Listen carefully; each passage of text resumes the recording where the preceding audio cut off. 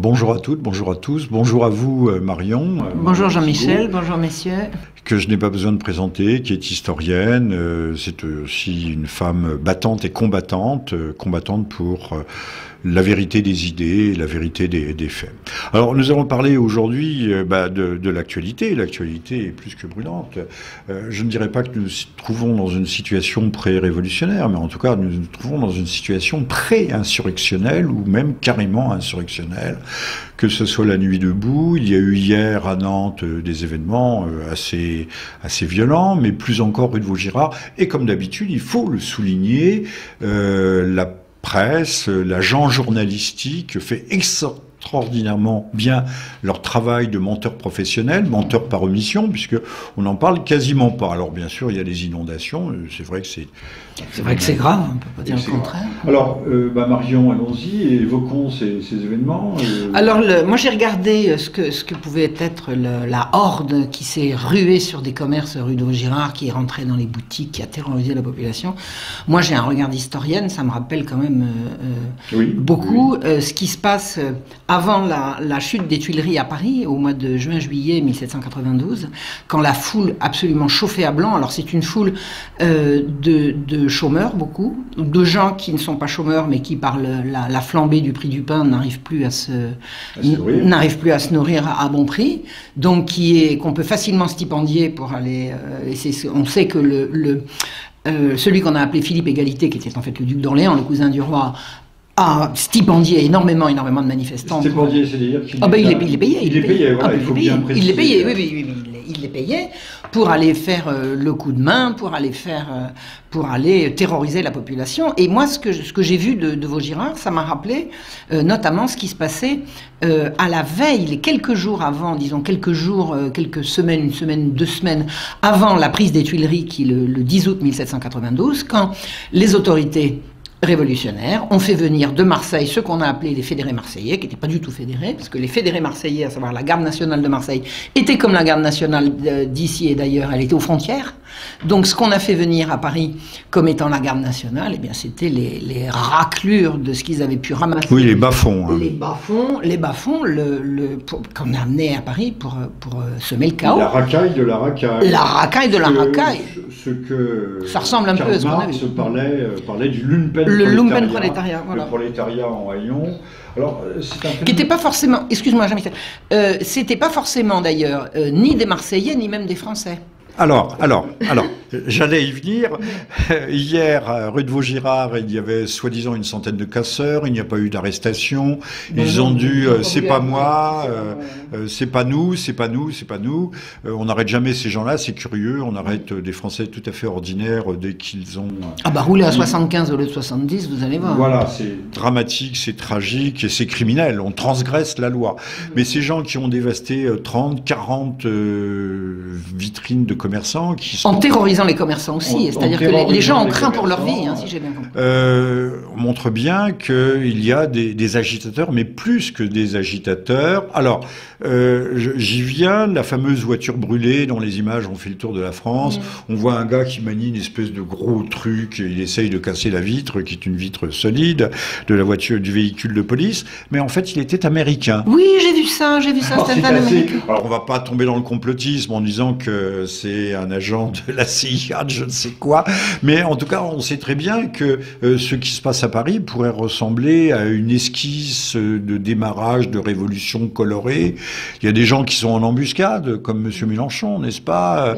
On sait très bien que ce soit à Calais, les No Borders, sont des gens qui viennent de toute l'Europe.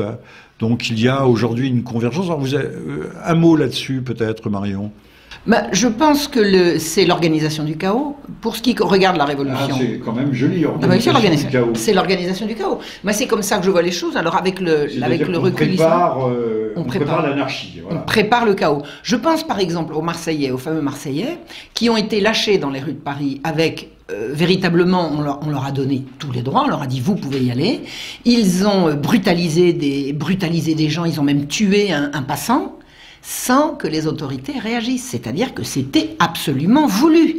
Et le roi suppliait supplié l'Assemblée nationale de rétablir l'ordre et de prendre des mesures, et le roi n'était pas écouté. Ça veut dire que le chaos était organisé. Le chaos était organisé. C'est quoi organiser le chaos? Eh bien, c'est rassembler suffisamment de forces dont on sait qu'ils seront violents, qu'ils n'auront absolument aucun scrupule, et que la vue du sang non seulement ne leur fait pas peur, mais les excite, et de les lâcher sur une population qu'on aura au préalable désarmée.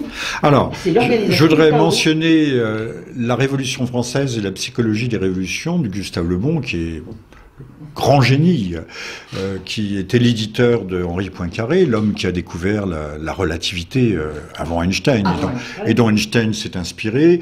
Gustave Le Bon lui-même, qui était aussi physicien, avait trouvé la conversion de l'énergie et de la matière. Cet homme a fait la fortune de beaucoup de personnages célèbres à l'heure actuelle.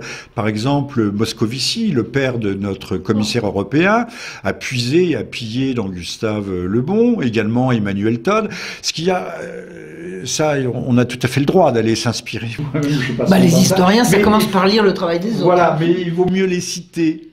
Et comme Einstein n'a pas cité Poincaré, ni Emmanuel Todd, il faut quand même rendons à César ce qui appartient à César, et non pas aux plagiaires, mais aux pilleurs ce qui leur appartient, ou à Moscovici, le fameux psychanalyste. La Révolution française et la psychologie des révolutions, c'est une lecture très particulière, très inédite. Gustave Le Bon, à cette époque-là, publie son livre en 1913. C'est un vieux monsieur. Il est né en 1841, donc il a plus de 70 ans. Et le livre donne une lecture tout à fait inédite. En appliquant les lois, il dit d'ailleurs des choses, on ne va pas détailler son livre, mais dit que par exemple, les seules idées, tout est résumé dans liberté, égalité, fraternité. Alors la fraternité, tout le monde s'en fiche, sauf peut-être Monsieur Valls qui voudrait la remettre. Monsieur Valls prépare une loi qui s'appelle un projet de loi égalité, citoyenneté. J'en dirai un mot tout à l'heure. La liberté, on s'en contrefiche, mais par contre l'égalité est un mot extraordinairement porteur. C'est le nivellement par le bas, l'égalité. Voilà, le nivellement par le bas, mais c'est une espérance quasiment messianique qui aujourd'hui est toujours à l'ordre du jour. Que le peuple ne réclame jamais au demeurant. Le peuple ne réclame jamais de l'égalité. Le peuple en général a des poussées, on dirait en psychanalyse des pulsions. Gustave Le Bon, qui a inventé beaucoup de choses, parle d'impulsion. Alors il veut effectivement que les choses se déblayent, mais très rapidement il en a marre. Il en a marre mot vulgaire peut-être, mais il en a marre des révolutionnaires et de ceux qui lui promettent le paradis pour demain, le paradis sur terre. Et on voit que sous la Convention, on va avoir, et plus encore sous le directeur, près de 60 départements en révolte totale. Personne ne le dit, mais le peuple, la France est révoltée contre la Révolution. Mais la Révolution, c'est le contraire du peuple. Je peux donner un exemple. Oui, je peux donner un exemple. Bon. Qu'est-ce que c'est que la République ?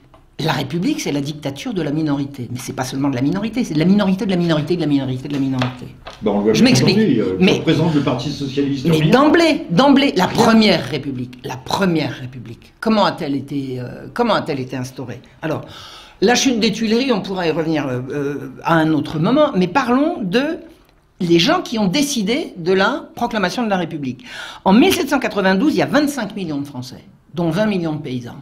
Voilà, on sait ça. Pour être élu au suffrage universel à la Convention c'est une fois que le roi est tombé, la Convention ça va être la nouvelle assemblée qui va se réunir et qui va décider du sort de la France maintenant que le roi est en prison. Voilà, c'est ça une Convention. Donc on va dire, on va sortir du suffrage censitaire qui voulait qu'on ne puisse être élu que si on possédait tant de biens. Voilà, on va démocratiser, on va dire suffrage universel. Alors universel pour les hommes, pas pour les femmes, ça fait exclut déjà une bonne moitié. Il fallait avoir plus de 21 ans, ça c'est normal. Plus de 21 ans, c'est-à-dire qu'on ne vote pas quand on est gamin. Mais il fallait être non chômeur ni domestique. Il fallait pas être chômeur. Fallait être au travail. Alors que vraiment, l'effondrement du travail dès le début de la Révolution, c'est une catastrophe. C'est une catastrophe. Les gens perdent leur travail puisqu'il n'y a plus de corporation pour les... Il n'y a plus rien. Il n'y a plus rien. C'est l'anarchie. C'est le règne de l'anarchie. Et de la terreur. De la terreur. Non mais de la terreur. Incidemment, pas d'historien sans source. Une excellente source sur cette terreur, il faut lire Hippolyte Taine. Non pas la terreur, l'anarchie, le chaos. Sur lequel s'appuie beaucoup Gustave Le Bon. Hippolyte Taine, alors qui n'est pas bon à 100%, parce qu'aucun historien n'est bon à 100%, on pourra y revenir à une autre occasion, mais Hippolyte Taine explique bien cette... Il écrivait à la fin du 19e siècle, voilà. Voilà, donc je reviens il se démarque des autres historiens. Oui, et il a été violemment attaqué par la gauche et brillamment défendu par Augustin Cochin. Alors deuxième source, Augustin Cochin, à lire, toutes affaires cessantes, vous voulez comprendre la Révolution française. Et si l'on veut comprendre les événements actuels, on aurait intérêt à relire la Révolution, l'histoire de la Révolution française et la Révolution bolchevique de 1917. Il faudra que nous y revenions, qui s'est directement inspiré, Marx s'est inspiré de la Révolution française, comme la Révolution jeune turque à Constantinople, qui s'inspire des Jacobins, qui se revendiquent d'ailleurs du jacobinisme. Alors, je reviens, absolument. Donc, je reviens à cette fameuse élection qui va donner naissance à la République. Donc, une fois qu'on a éliminé les chômeurs, les femmes, les nains, les trop jeunes, etc., il ne reste plus que 7 millions. C'est ce qu'on appelle le suffrage universel. Le suffrage universel. Il ne reste plus que 7 millions. Il ne reste plus que 7 millions d'électeurs. Voilà. Bon, mais 7 millions, ça fait quand même encore un nombre. Hein. On va dire que 7 millions va pouvoir diriger éventuellement la France. Voilà. Donc, ces 7 millions... Pour qui vont-ils voter? Ils ne vont pas élire des députés. Ils vont élire des délégués qui vont élire des députés. Suffrage universel indirect. Et savez-vous quand se sont élus les députés? Non, les délégués. Ils sont élus en assemblée primaire qui se réunissent la nuit, pendant que les gens dorment. Mais la loi Guissot a été votée en pleine nuit. On rajoute des petits codicilles au projet de loi qui n'ont souvent rien à voir. Les lois se débattent devant des travées vides avec une dizaine de gugus qui tournent des clés pour voter. Voilà. Non mais c'est vrai, il suffit d'ailleurs de regarder certaines images à l'Assemblée nationale, on voit bien que tout est vide. Où sont nos représentants, nos fameux soi-disant députés? On va dire qu'ils dorment, ils sont certainement au restaurant, ou je sais pas, avec leur bon ami. Bon, donc ces délégués vont être élus par des assemblées qui siègent la nuit pendant que les gens dorment, et la campagne électorale, parce qu'il y a une campagne électorale, s'est faite pendant les massacres de septembre. Alors je parle de Paris là, dans les campagnes c'était bien évidemment autre chose. Je parle de Paris précisément. Paris c'est quand même 500 000 habitants. 500 000 habitants, c'est une grosse ville, c'est une métropole. Donc le sang coule à flot dans les rues de Paris. La campagne électorale se fait pendant les massacres de septembre. C'est une épouvante, les gens sont obligés toutes les nuits de laisser la lumière allumée chez eux, et ils sont susceptibles de visites domiciliaires au milieu de la nuit, d'être envoyés dans les prisons et massacrés comme... C'est une horreur. Et on paye les massacreurs, ils sont rémunérés au nombre de cadavres. Exactement, exactement. Les massacreurs ont été rémunérés par la Commune de Paris. La Commune de Paris, c'était le gouvernement issu de l'horreur, de l'atrocité du 10 août. Donc là, nous sommes début septembre, la campagne électorale va avoir lieu dans ce climat de terreur, mais c'est pas de terreur, on n'a pas seulement peur, on est horrifié. Le sang coule dans les rues. Il y a des rues de Paris où on est obligé de... je veux dire, c'est de la boue. C'est de la boue. Mais les têtes se promènent sur les pics, et quand on dit, on ne se contente pas de tuer les gens, on les martyrise. On les martyrise, enfin c'est bon, je m'interdis de faire des descriptions. Non, parce que je voudrais qu'on revienne au temps présent. Donc, oui, absolument, alors voilà. Tête exposée et atrocité, ça se fait dans les rues de Paris. C'est pas. Et donc Daesh, c'est même une plaisanterie à la limite quand on compare à ce qu'ils sont. Ce sont des bons élèves. Ils ont de qui tenir. Donc pendant cette campagne électorale, des délégués vont donc être élus et ils vont élire les députés qui vont être ceux qui vont faire la République. Eh bien, les députés ont été élus dans la salle des Jacobins, c'est-à-dire le siège de la franc-maçonnerie, et pas autre chose. La salle des Jacobins, c'était un réfectoire d'un couvent dédié à Saint-Jacques, d'où le mot de Jacobin. C'est là qu'avaient lieu les grandes réunions, c'est là que se préparait la Révolution. Donc ça s'est fait à la salle des Jacobins, à voix haute, par appel nominal et en public. Pendant qu'on massacre à l'extérieur, mais quelle est la liberté Non, mais il est bien clair que lors de la convention, les conventions, oui, députés parisiens là. Oui, mais les conventionnels travaillaient dans des comités, ne venaient pas siéger, et que toutes les décisions étaient prises par une dizaine de braillards forts. C'est celui qui criait le plus fort. C'était le plus féroce, le plus brutal. C'était les Robespierre, les Hébert et compagnie, et Marat. Et d'ailleurs, il faudrait peut-être un jour réhabiliter Charlotte Corday comme une sorte de Jeanne d'Arc. C'était une sorte de sainte. Non, mais il faudrait y songer très sérieusement. Nous ne parviendrons pas à démythifier la Révolution française, vous et moi. Si, ça vient. À nous seuls, non, mais il y a du monde sur le. Il y a du monde sur le. On regarde des événements d'aujourd'hui. Donc, c'était une toute petite poignée d'individus qui faisaient des lois.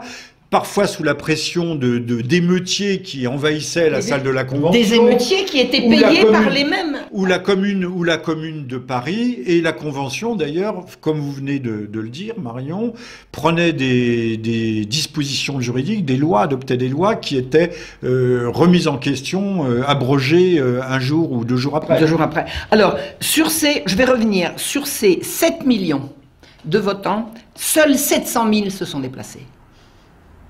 Il y a eu 90% d'abstention à la Convention. C'est-à-dire que 10% seulement du corps électoral a voté pour la Convention. Au regard de la population, c'est 2,8% de la population. Eh bien, sachez que ça donnait en tout 749 députés. La République a été proclamée par une convention qui n'avait pas pris le temps de laisser venir les députés de la province. Bien sûr. Et ils avaient fermé les portes de Paris pour des raisons de sécurité. Donc, les seuls qui ont voté, pour des raisons de sécurité, les seuls députés qui ont voté l'abrogation de la royauté et voté la République, ce sont les 2/5, c'est-à-dire 40% de ceux qui auraient dû siéger. Ceux-là ont été élus dans les conditions que j'ai dites, c'est-à-dire par des délégués qui ont décidé ce qu'ils voulaient la nuit, et puis par acclamation. Oui, c'était la nuit debout déjà, avant la lettre. Eh bien, ces gens représentaient en nombre 1,1% de la population. C'est eux qui ont fait la République. La République a été la décision des représentants de 1,1%. Marion, on s'arrête. On va faire le procès de la République actuelle. C'est ça qui nous intéresse aussi. Hein, allons-y. Madame Hidalgo nous annonce qu'elle va établir dans Paris d'abord un camp pour les réfugiés. C'est-à-dire qu'on va installer la jungle à Paris, la jungle de Calais. Alors c'est vrai qu'il y a encore le long de la Seine, il y a il y a des friches, des friches industrielles qui peuvent être occupées, mais à quel titre? À quel titre? Mais c'est plusieurs camps. Et j'entendais des gens bien intentionnés ce matin, je crois que c'était sur France Inter ou France Culture, qui nous disaient mais on va peut-être aussi réquisitionner des logements dans le 16e. Alors j'ai découvert qu'il y avait un projet de loi qui a été enregistré le 19 avril 2016, c'est-à-dire il y a peu de temps, projet de loi propulsé par le Premier ministre et par Madame Cosse, vous savez, je vois bien Madame Cosse, la grosse cocu. Il faut l'appeler par son nom, hein, qui s'appelle Égalité et Citoyenneté. Alors donc c'est promouvoir la liberté des jeunes. Mais qui, quand dans ces articles 30, 35, enfin entre 30 et 35, montre qu'il va y avoir une répression dure, une répression accrue, mais sévère à l'égard des municipalités qui refuseront leur quota de logements sociaux. Les logements sociaux, c'est les 400 migrants, non pas qu'on adopte par jour, mais je crois que c'est par semaine actuellement, qui arriveront d'Italie ou de Grèce, que sais-je, donc 400 migrants, mais qui vont venir s'ajouter aux 200 000 immigrants légaux habituels qui entrent chaque année en France, et aux 200 000 clandestins qui de toute façon entrent en France chaque année. Mais comment peut-on arrêter ça? Comment peut-on les arrêter? J'entendais le grand altruiste, humaniste, philanthrope qui nous causait dans le poste et qui nous disait mais la France est la 5e puissance économique mondiale. Ah bon?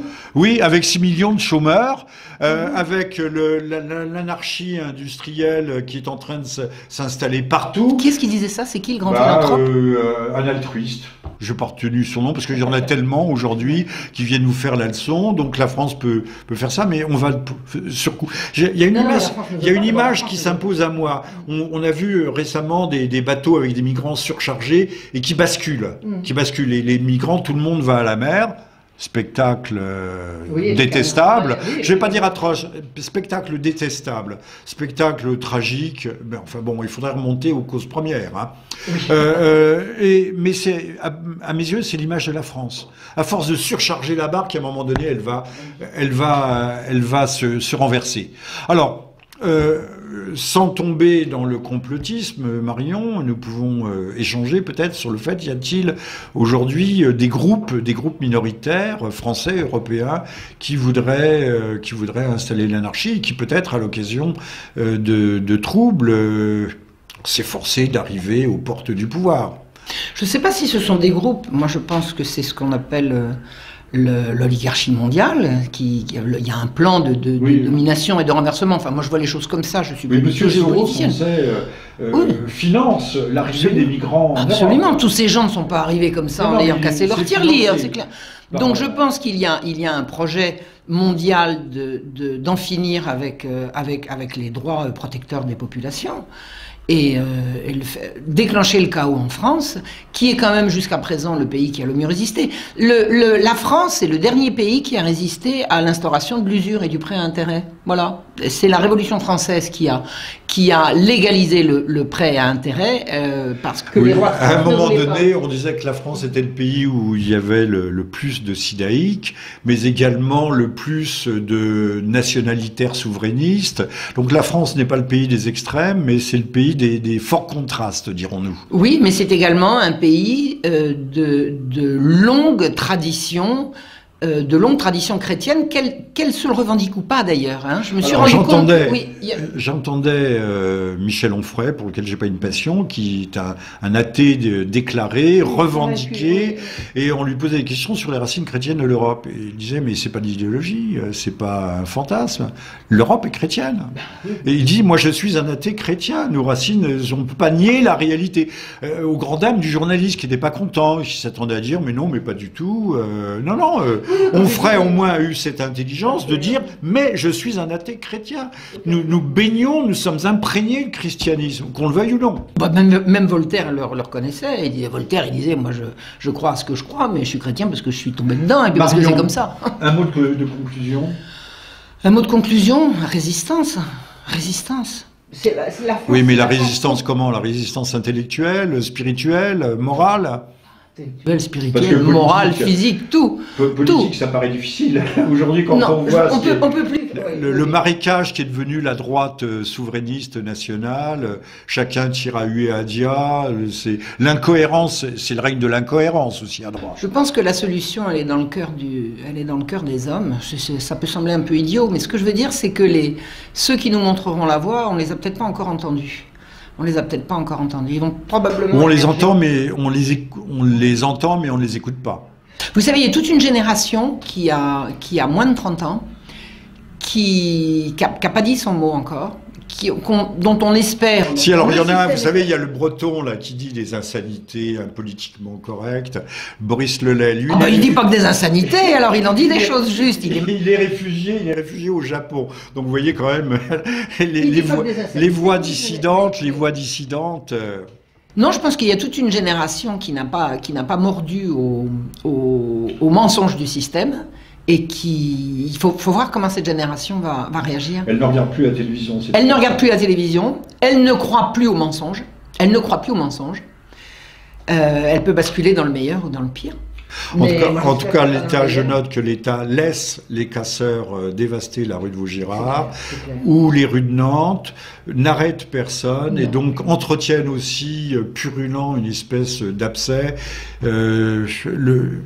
trouble jeu inquiétant, jeu dangereux. J'ai vu 3 vagues de policiers passer, mais bon, c'était à chaque fois plusieurs minutes d'intervalle. Donc, a priori, aucun des commerçants n'a été prévenu comme quoi ils risquaient d'avoir des soucis. Et donc, du coup, personne n'a pu fermer ses magasins. Moi, ce qui me fait peur, c'est que le conflit perdure et il y a des guerres civiles qui commencent pour moins que ça. Je pense que le chaos est en train d'être organisé par nos maîtres. Mais voilà, qui aura le dernier mot? Merci Marion, merci à toutes et à tous, à très bientôt.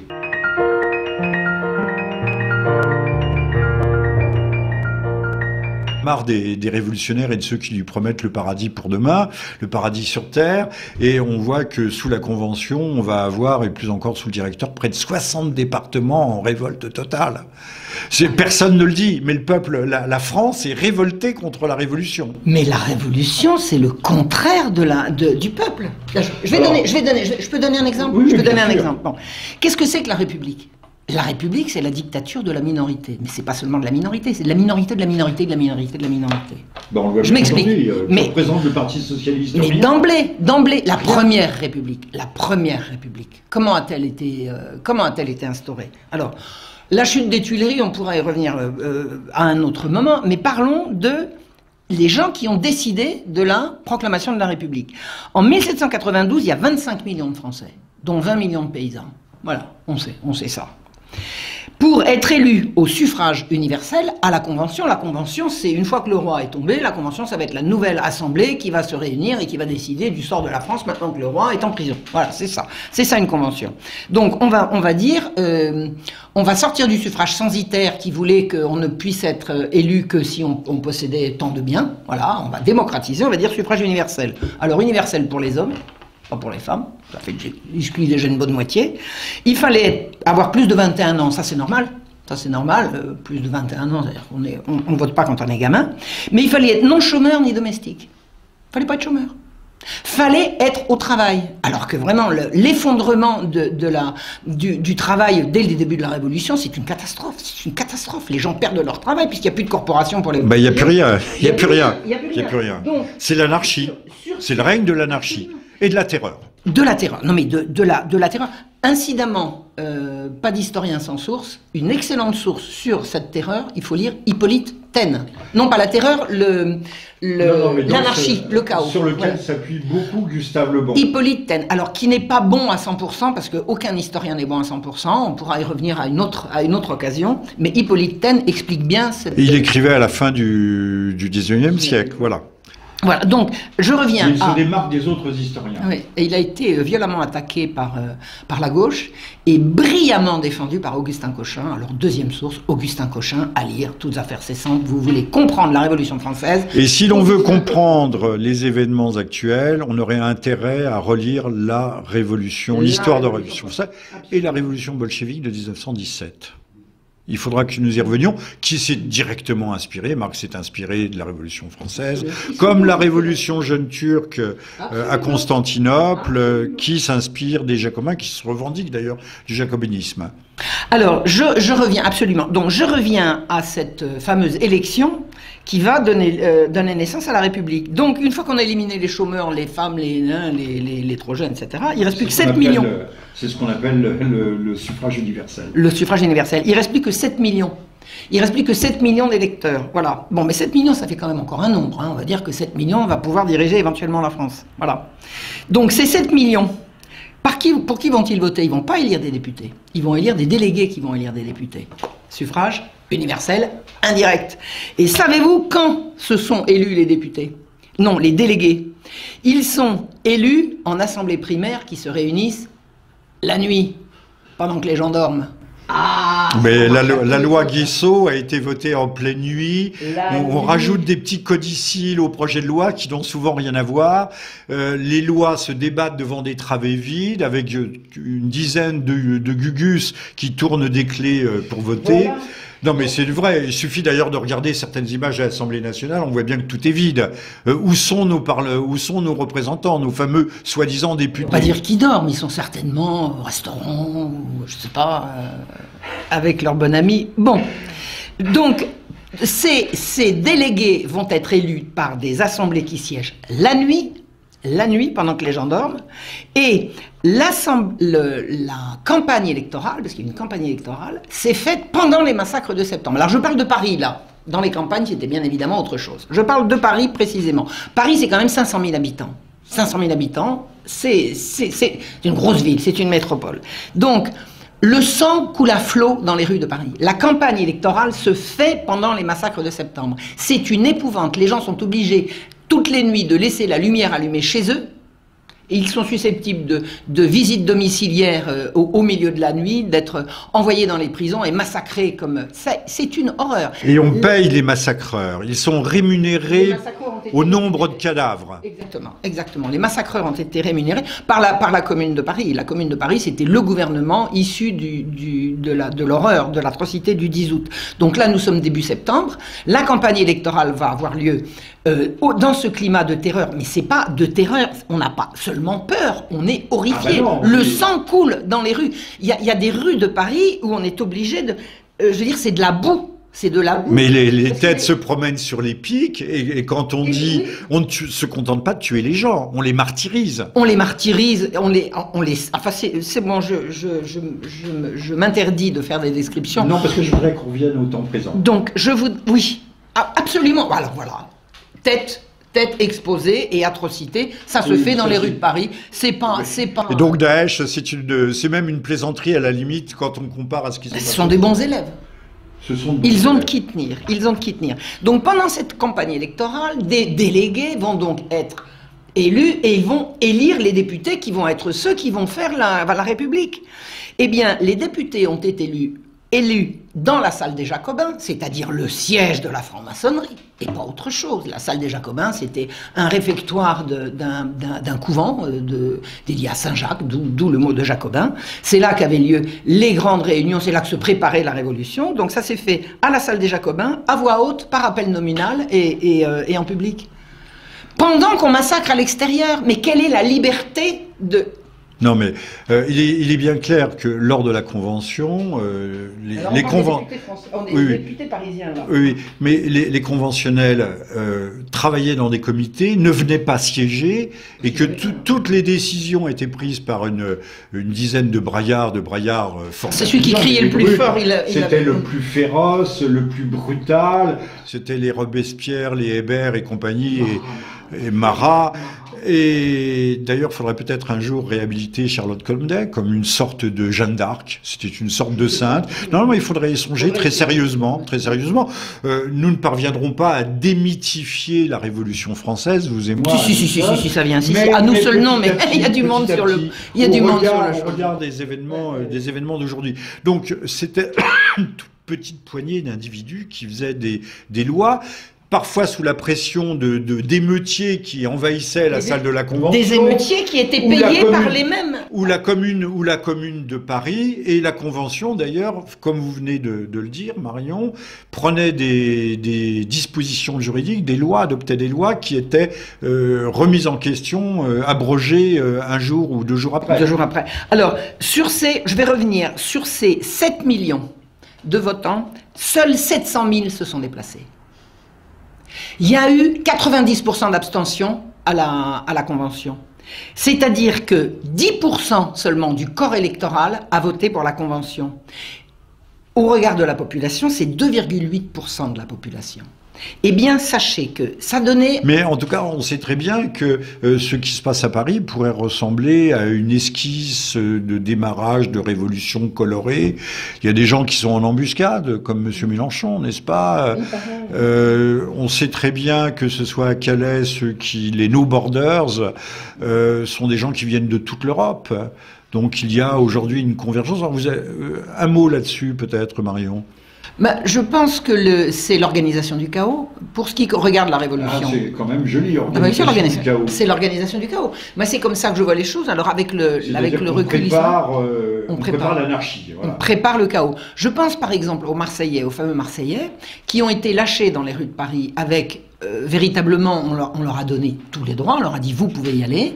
Ils ont brutalisé des gens, ils ont même tué un passant, sans que les autorités réagissent. C'est-à-dire que c'était absolument voulu. Et le roi suppliait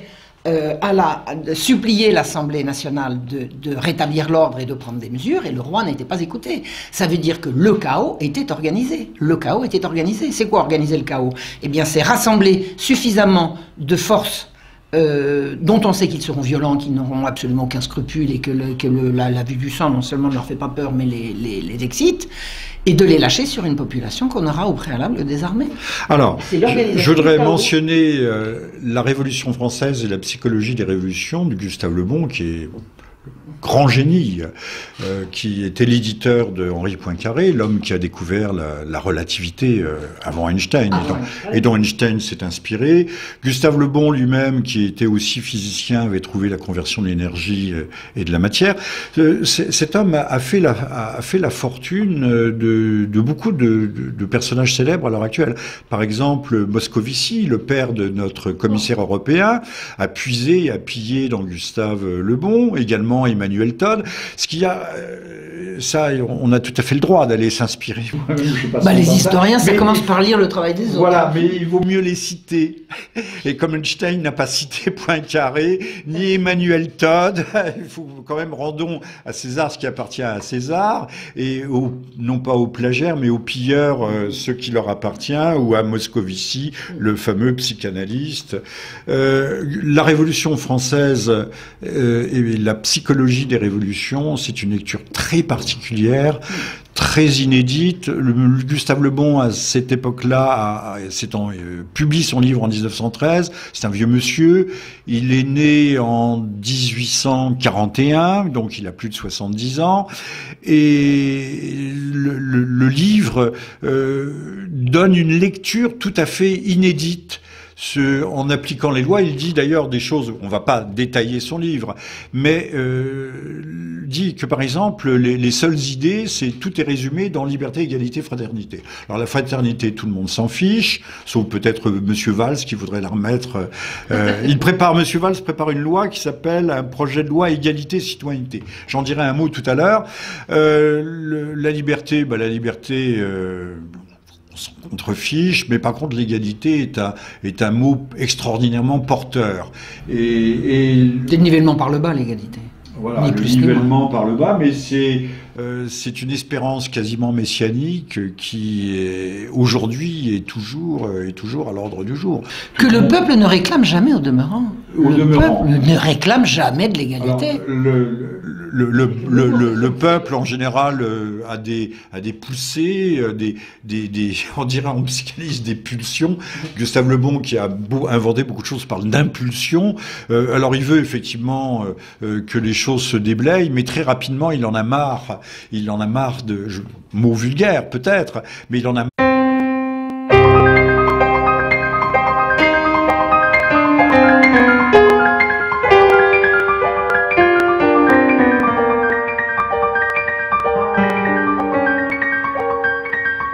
Bonjour à toutes, bonjour à tous, bonjour à vous Marion. Bonjour Jean-Michel, bonjour messieurs.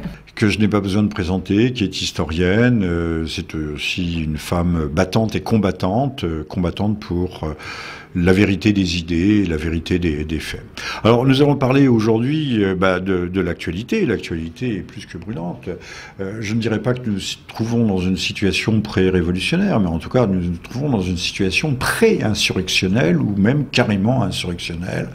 Que ce soit la nuit debout, il y a eu hier à Nantes des événements assez violents, mais plus encore rue de Vaugirard. Et comme d'habitude, il faut le souligner, la presse, l'agent journalistique fait extraordinairement bien leur travail de menteur professionnel, menteur par omission, puisque on n'en parle quasiment pas. Alors bien sûr, il y a les inondations, c'est vrai que c'est...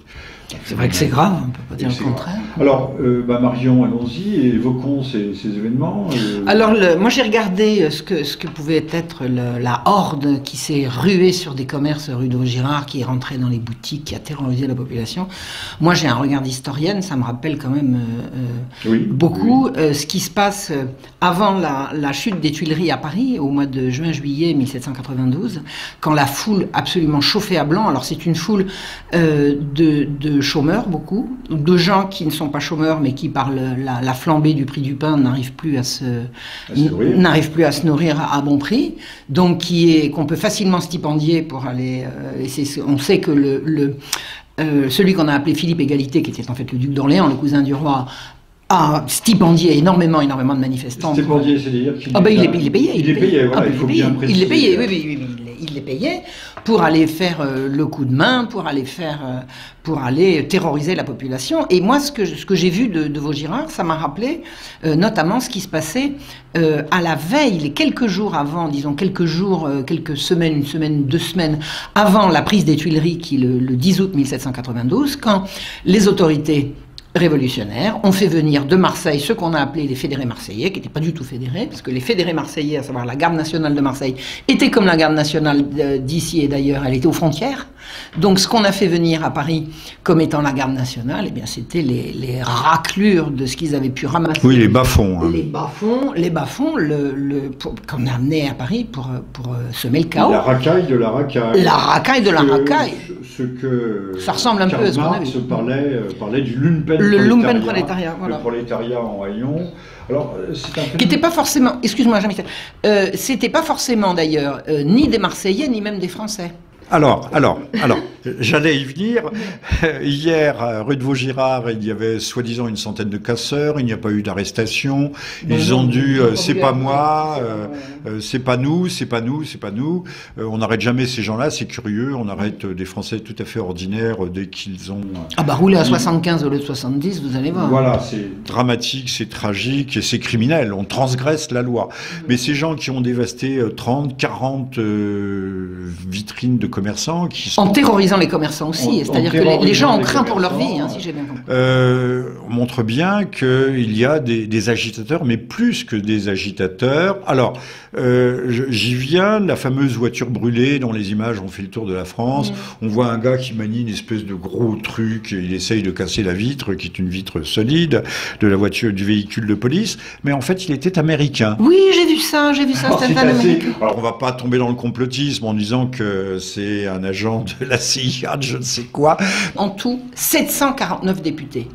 La République a été proclamée par une convention qui n'avait pas pris le temps de laisser venir les députés de la province.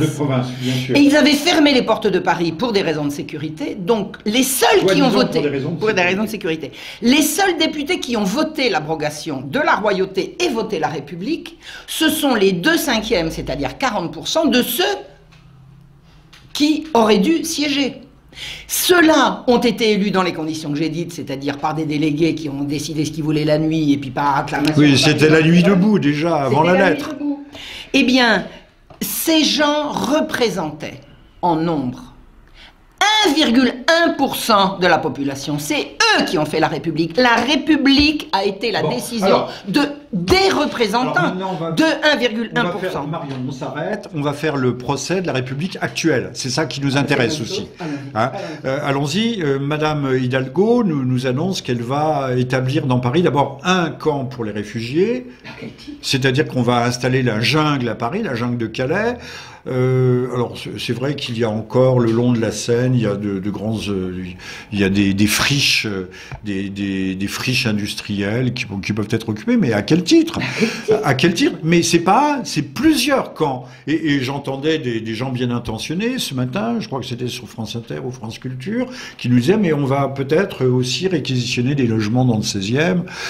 Alors j'ai découvert qu'il y avait un projet de loi qui a été enregistré le 19 avril 2016, c'est-à-dire il y a peu de temps, projet de loi propulsé par le Premier ministre et par Madame Cosse, vous savez, je vois bien Madame Cosse, la grosse cocu.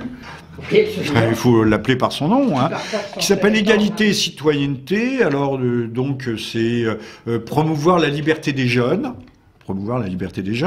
Mais qui, quand dans ces articles 30, 35, enfin entre 30 et 35, montre qu'il va y avoir une répression dure, une répression accrue, mais sévère à l'égard des municipalités qui refuseront leur quota de logements sociaux. Les logements sociaux, c'est les 400 migrants, non pas qu'on adopte par jour, mais je crois que c'est par semaine actuellement, qui arriveront d'Italie ou de Grèce, que sais-je, donc 400 migrants, mais qui vont venir s'ajouter aux 200 000 immigrants légaux habituel qui entrent chaque année en France, et aux 200 000 clandestins qui, de toute façon, entrent en France chaque année. Comment peut-on arrêter ça? Comment peut-on les arrêter? J'entendais le grand altruiste, humaniste, philanthrope qui nous causait dans le poste et qui nous disait mais la France est la 5e puissance économique mondiale. Ah bon? Oui, avec 6 millions de chômeurs, avec l'anarchie industrielle qui est en train de s'installer partout. Qui est-ce qui disait ça? C'est qui le grand philanthrope? Un altruiste. Je n'ai pas retenu son nom parce qu'il y en a tellement aujourd'hui qui viennent nous faire la leçon. Donc la France peut faire ça, mais on va surcoup. Il y a une image qui s'impose à moi. On a vu récemment des bateaux avec des migrants surchargés et qui basculent. Et les migrants, tout le monde va à la mer. Spectacle détestable. Je vais pas dire atroce. Spectacle détestable. Spectacle tragique. Ben, enfin bon, il faudrait remonter aux causes premières. Hein. Mais c'est, à mes yeux, c'est l'image de la France. À force de surcharger la barque, à un moment donné, elle va se renverser. Alors, sans tomber dans le complotisme, Marion, nous pouvons échanger peut-être sur le fait, y a-t-il aujourd'hui des groupes minoritaires, français, européens, qui voudraient installer l'anarchie, qui peut-être à l'occasion de troubles s'efforcer d'arriver aux portes du pouvoir.